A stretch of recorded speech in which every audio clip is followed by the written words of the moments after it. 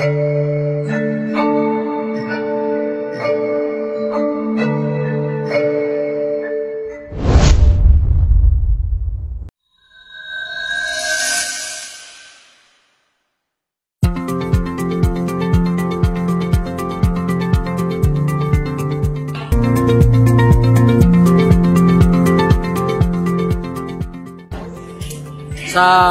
panahon karon sa Santo Tomas Central Church, ila sa mga panghimo karon una day sa ako pagka-elder, sa ako sa mga nagkunin sa departamento sa personal ministry, ang Sabbath School, ako nagkunin po niyana.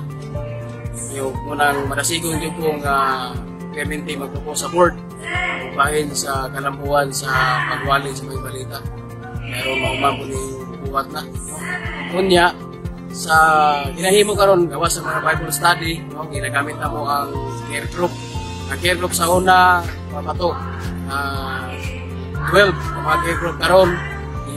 Bago na mo, nagkadaghan naman ang care group, 8 to 12 ka membro. So, miabot na o 21 ka care group at sa Tomas Central Church. No, sa kuna mo ang kuwan, mga pangalan, ikan sa mga bato, mga pangalan, iusap na mo dito sa kaliwatan ni Jesus, mga Juda, magpadihan ng mga pangalan. Unya, ang bago karon nga gi-propose, giplano dito sa Iglesia sa Santo Tomas Central Church. Ang pagtukod o bago nga iglesia, itawag planting church sa kada barangay. So nagyatuan na mo ang San Isidro nga bahid o din sa Santo Tomas, sa sentro, kaya ang San Jose na build naman yun na siya maiksoon, makapit na po na siya mahimong organize. No, pero tutukan niya po na sa mga elder din sa Santo Tomas, ang San Jose Church. So, makapit na po na siya mahimong organize. Amo na pong ipag-o karon atong June 15, June 15, 2024. No, nagsugo dito ang una, nakuha na siya Sabbath School, visitation, sunod, naghimo na dito ang balay dito, gamay nga iglesia, uban sa mga amot, mga suporta sa mga kaigsunan po dito nga taga dito, no?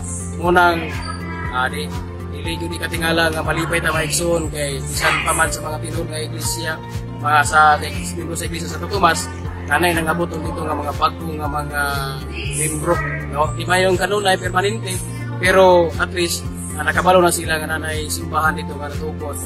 So, nanay upat sa mga bagong nga ipagpapustarihan ito karon, lalaki babae, kasi mga minyan na po, mga anak.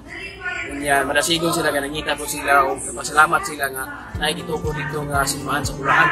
Kaya ka na mo na Bulahan Church siya, sa unang panahon Bulahan may tawag na, pero kanong kakarakaroon siya, kitawag na siya sa San Isidro. No, sa San Isidro mo. Pero ato ko naman mga iksoon nga dili sa yun po maghimo sa iglesia, no?